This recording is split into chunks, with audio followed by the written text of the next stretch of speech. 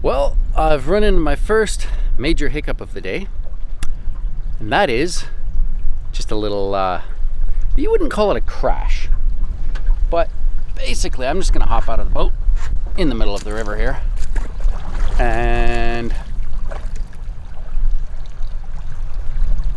seem to be stuck on a gravel bar. So I'm just coming up the river casually, muddy water, maybe getting a little bit relaxed about, oh, I've got this beautiful shallow bottom machine. Now, if we have a little look at my beautiful shallow water machine, let me show you. That tunnel, as we all know, is 2.5 inches deep, and it is currently out of the water. So I definitely popped some rocks into my engine. I'll have to pry these guys out eventually. Oh yeah, no, those are in there pretty good. But yeah, normally I follow, okay, what's the deepest channel, hopefully, and in this section I was just beelining it right down the middle of the river. There's a few little indications, but you know, it's kind of sparkly sun on the water and it's brown, and it's operator error. I think I could have seen this one coming, but I didn't this time. So I'm completely stuck, and I've got a little ways to move the boat, and I don't know if I can move this boat without unloading some gear. So it'll be a bit of a process. I mean, there's no banks anywhere nearby, so looking this way, like I'm right in the middle of the river. I don't currently have my pulley system and some anchor I can pound into the gravel to kind of tow me out. So I think it's going to be a matter of grab one end, kind of shuffle it. I don't know if I can move this back end at all. But we're about to find out. I may have to start taking a bunch of gear out of the boat. I'll use my shovel to dig a little pile here, and I can make a little dry spot and then load all my gear onto that dry spot and then move the boat. And then anyways, we'll see how this works. Can't really set the camera anywhere, but I'm just gonna, out of cell phone reception too, by the way. About 10 minutes ago, no more signal. Ah, lovely, lovely, lovely, lovely. And I will do a pan, because why not? But so far, 2 flex is all I found here. So the only thing I think I really have a chance of doing is it does get a bit deeper in this direction. So I'm just gonna try to pivot the front. The back where that engine is just too heavy, but if I can get pointed in that direction, oh, let's see how that goes. Oh, remember, lift with your back, save your legs. Must have that one backwards.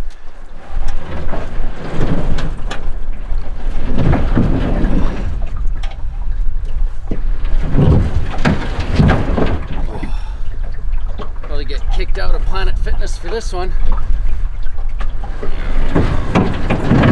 All right. So long as I have a 16-foot long boat that weighs this much, I gotta start working out. This whole self-recovery thing is challenging.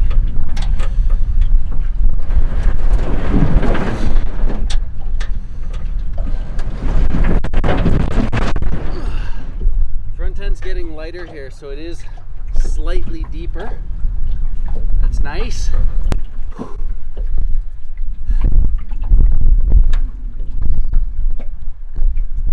think before I move the last little bit, I'm just going to scrape out some of the rocks right next to the boat so that when I twist it, it twists into a deeper section. Then I'm front to lift some of the weight off the back and slide it into this deeper water. If necessary, I'll dig more, but give this a go.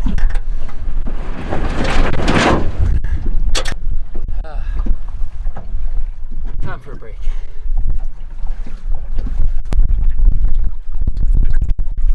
Would you believe this gravel bar doesn't even have the common decency to give me one flake of gold?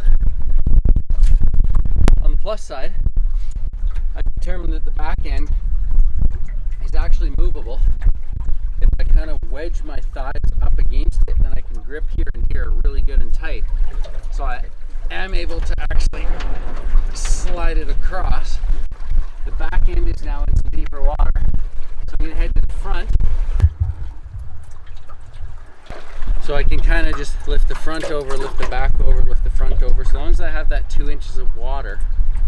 I mean, it takes a lot out of a guy, but oh yeah, no, that's a lot lighter now that I've moved that back end. We're gonna be floating in no time. Got those rocks cleared out. This is already easier. Oh yeah, we're almost floating. Almost floating.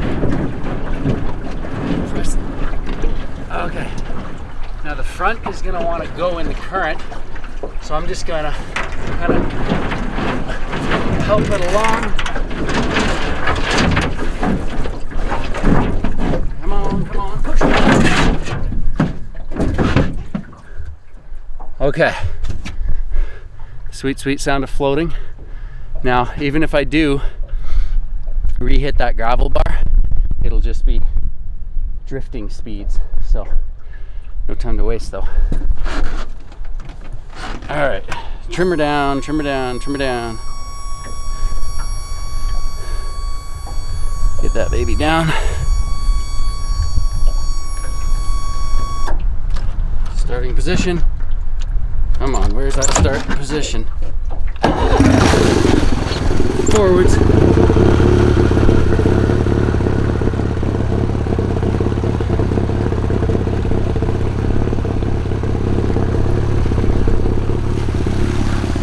Okay, we are now heading back to the deep section, and I'm just going to show you upriver. This is what I was looking at.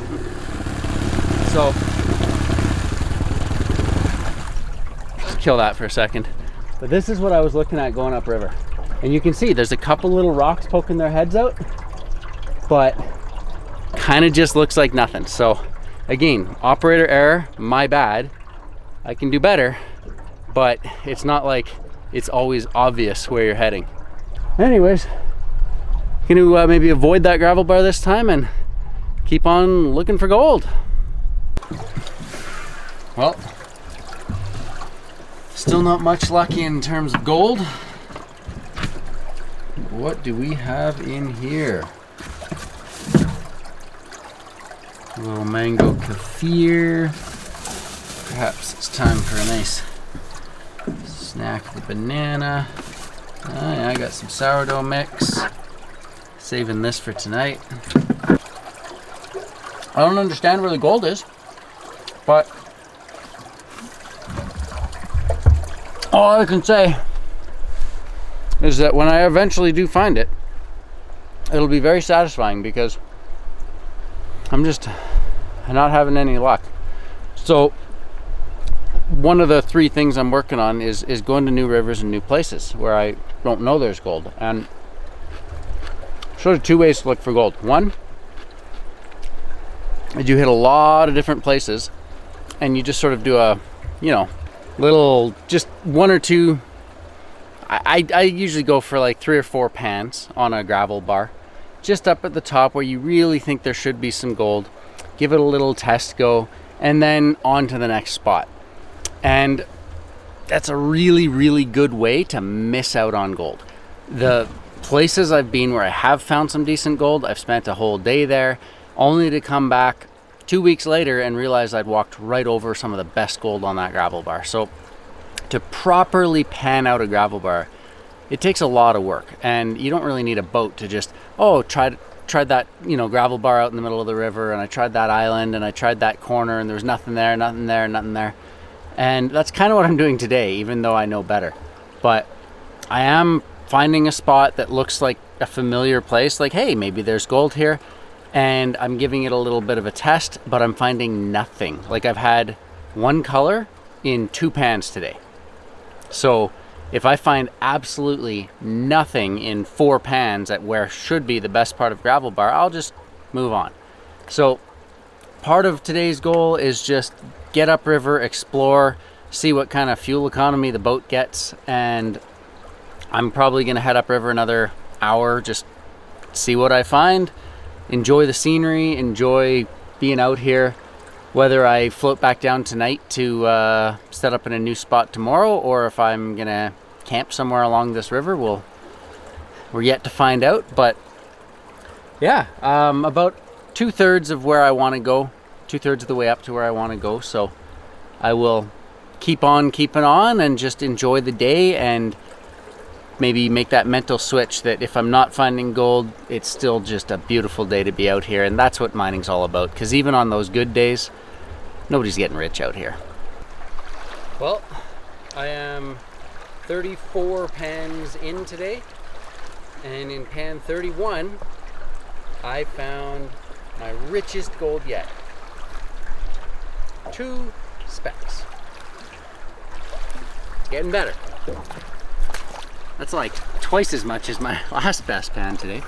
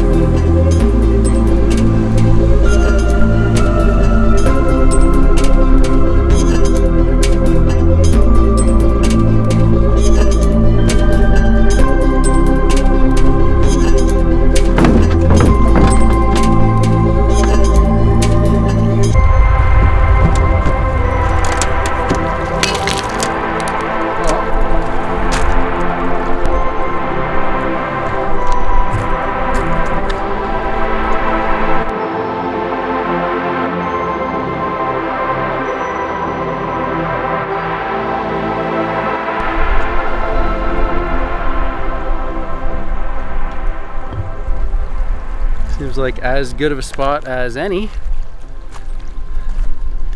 Have some lunch. Looks like there's already a fire pit right here for me. Look at this. Look at this.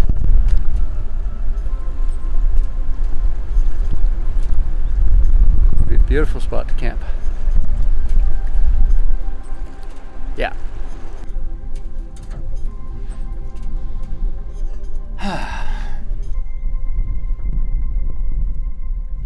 Not sure how well this will turn out. It's quite windy, so I apologize for the audio if it's marginal. But like, where am I? This is true wilderness. It can go from a beautiful sunny day to golf ball size hail where you literally have to go seek shelter, or like it can get rough quickly. And there are cougars, there are bears. These are very real things. People that don't know how to camp away from their food, for example, you wouldn't want to be attracting bears to your campsite. So you have to learn some things, but it's my opinion that if more people at least get to see the incredible opportunities that we have to come out here and have this wilderness to ourselves, if you're able to experience just how awesome it is to have this pristine wilderness that is available for free to pretty much anyone who's willing to come out and experience it, whether it's in a jet boat like this or a canoe or a raft, or just to be out on these rivers. If more people have an opportunity to experience this, I think more people are aware of it and are going to be able to continue protecting this, instead of just having everything privately owned where you really can't go anywhere. So this level of freedom that we have to be able to come out and do this, I'd like to see more people respectfully experience that. And I just think that,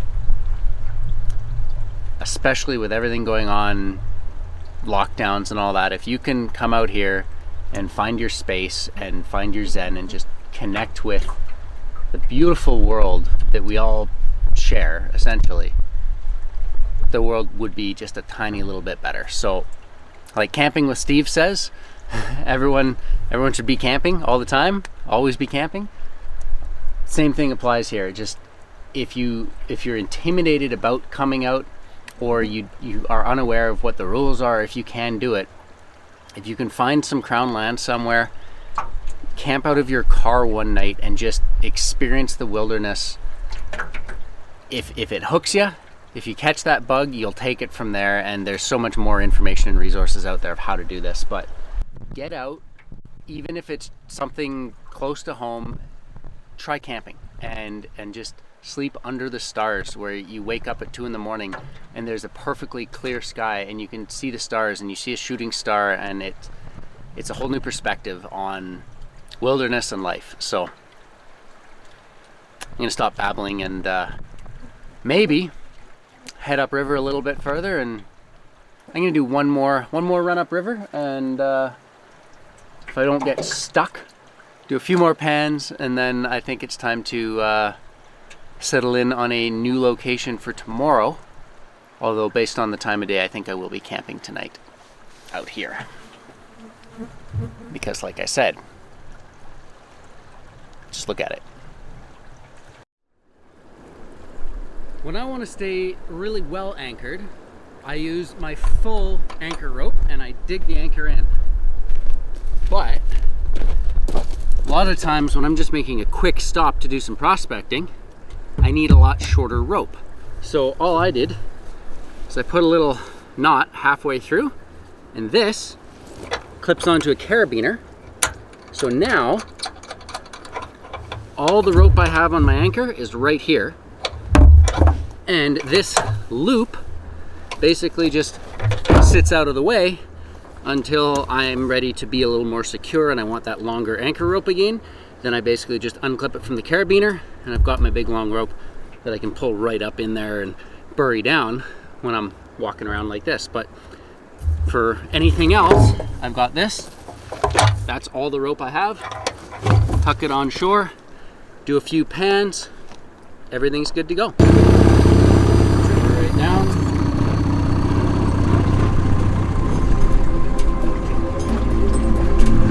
And off we go.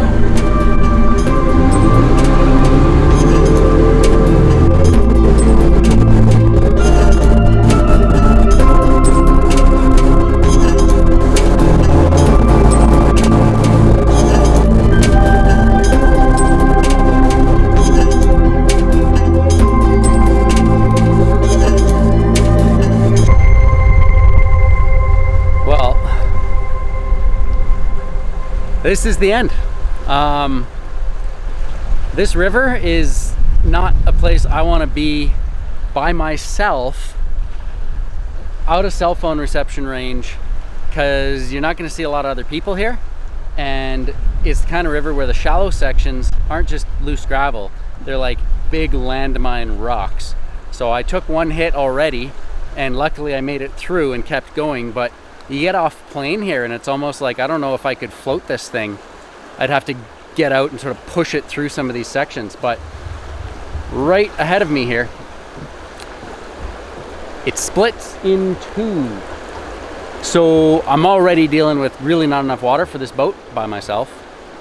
And up here, I get half as much, whichever channel I choose, and they're steep channels, which means it's shallower, and they've got these big rocks everywhere. So if we look what we've got on shore here, if you're going over that, you might just be clearing some, but then there's just a rock and a rock and a rock and a rock, and they all kind of stick out. So I'm I don't even think I want to camp up here, just in case the water level goes down slightly. I might get stuck. So do you drink that?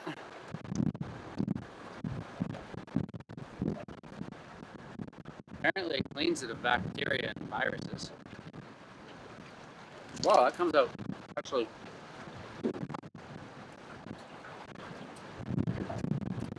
not too bad. I am 79 pans deep, and in total I've found, say, less than 10 colors total in 79 pans. So I just pulled anchor. Looks like we're starting to drift, and this is a pretty technical, shallow, icky section of river. So I'm gonna put this thing down, fire up the engine, get back to deeper waters. A little bug-proof sanctuary for me. Whew. Woo. Allergies, not COVID. And I got the budget version of a thermocell going right here. So it's got the same sort of insecticide thing that knocks down mosquitoes as the thermocell, just burns in a coil. Obviously these exist. I was going to buy a thermocell, and I was just looking at the price, and I may still get one, but all of the little refill cartridges to do the ones that had, like, they come with a little thing of butane and the little pads for the thermocell, those were the best value. And then the backpacker one that was like, you know, you use just a fuel cartridge for a stove and you just put the little pads on that. Those pads, actually, it ended up costing more money than just buying the pads and butanes for the other one. So I was just sort of hoeing and humming about which one to get, and then in the meantime got distracted, found these, and you get 10 coils for like $6. Each coil burns for 5 hours. So if they're as effective as a thermocell, they just, you know, actually smoke. You don't have to worry about anything else. It just seemed a little less wasteful. Might just be me. There aren't really a lot of mosquitoes out right now, but I figured just while I'm setting up the tent, I'd get this thing going and sort of put it just upwind of where I am, and I haven't been bothered yet, so keep you updated on these things. But the old school technology, dirt cheap. We'll see if they work. Anyways, it's dinner time. I just wanted to get the tent set up because the sun's going down, and I know it's light forever, but it's like, that's the chore. So I've got to get that out of the way, and now at this point I could basically just crawl in there and go to sleep. But I might do a few pans, or I might just keep this spot as a surprise for myself for tomorrow morning. Who knows? Maybe there's gold here. Maybe I got lucky. But yeah, I'm gonna find there's a bunch of rocks down there. It's all green vegetation, no real fire risk. So I'm gonna build a little bit of a fire ring, collect some scraps of wood, and get myself a fire going, because tonight it's smokies for dinner. Well, I guess I don't really need a fire, but I mean, camping, it is kind of central to the whole ambiance of it.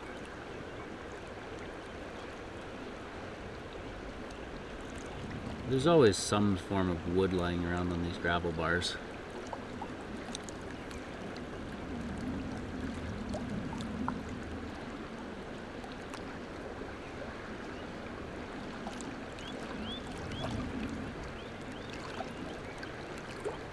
Are we lit? We are lit. Excellent. Good old butane lighter. I need a good sleep tonight.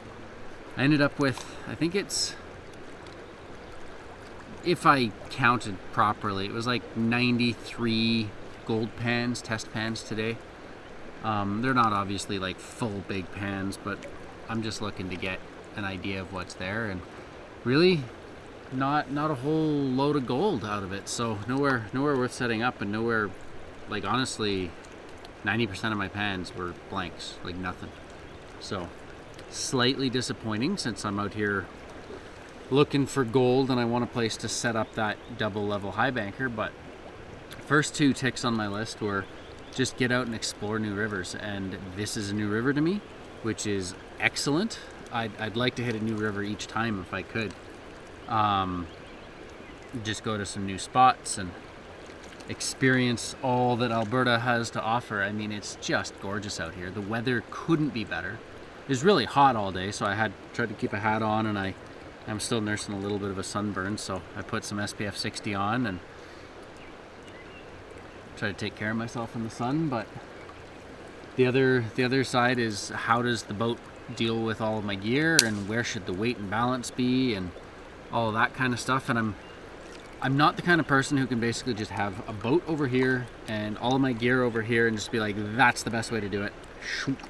It's kind of the thing where it's like, you get into the boat and you start thinking, okay, so for example, today I'm using a cooler as my seat, and right in front of that I've got my box with all my camping gear, and in front of that is the high banker, and so one side of the boat is completely filled. And I'm always sort of getting in and out of the boat either from the front, but a lot of the times I just hop in from the side. And it turns out it'd be really handy if right in front of my seat I had maybe a couple feet where there was nothing there, and I could just hop in the side of the boat instead of having to step over that camping box. Never would have thought of that, just planning it out in my garage. So sort of figuring where all the little cubby holes can go and get that thing dialed in a little bit more, but that's going to be a summer-long project. I don't want to be working on the boat all summer just to have it ready for winter. So I'm out here right now today, and it just, getting that much distance in on a boat, I've never done that on the Sea-Doo. I would have completely destroyed the Sea-Doo had I taken it out here today. So it's really nice to have sort of a go anywhere boat. It's not like a 4x4, no boats really are, but I can take it pretty much where I need to go, so long as I'm gentle, and you get to wavy sections, slow down, take the sides, the usual stuff. So I'm really, really happy with how it's running. A few more tweaks to do, but yeah, it's so nice to get out and be here. And I just can't help but being so grateful to, I don't know, it's good to be alive right now, guys. It's just good. Whew. Alright, that's me a beer, some sourdough bread, Bavarian Smokies. I figured the best solution for a knife was just my paddling knife here, which conveniently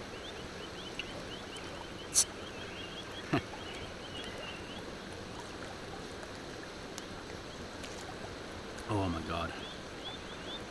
Cheers to everyone out there. I did figure out how to put a buy me a beer button on my channel's banner.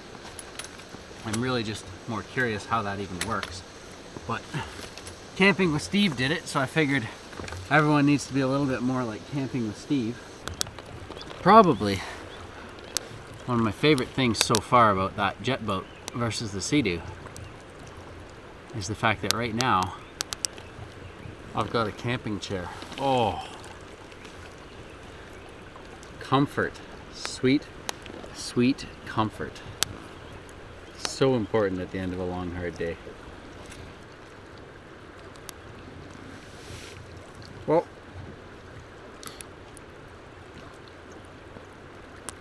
just in case it's been a long video already, maybe I'll cut her right here and stay tuned for the next section, which will be hopefully actually finding some gold somewhere. I may drive to a new location or just keep going down the river, and we'll see where I wind up, but we'll get that double level high banker tested eventually.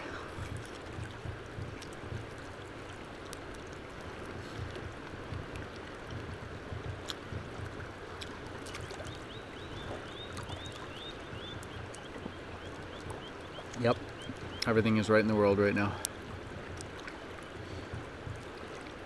And to all of you, as always, thank you for watching. Have a good night.